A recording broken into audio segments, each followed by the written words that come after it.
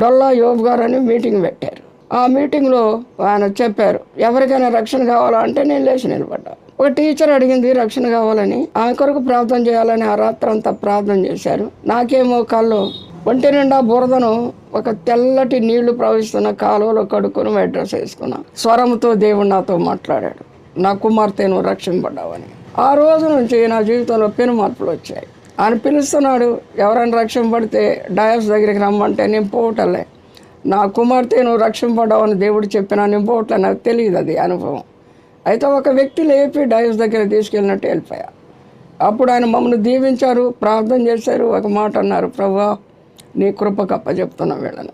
సమయం గడుస్తున్నా కొంది ఆత్మ బాప్తిసం పొందాను, అగ్ని బాప్తిసం పొందాను, భాషల వరాన్ని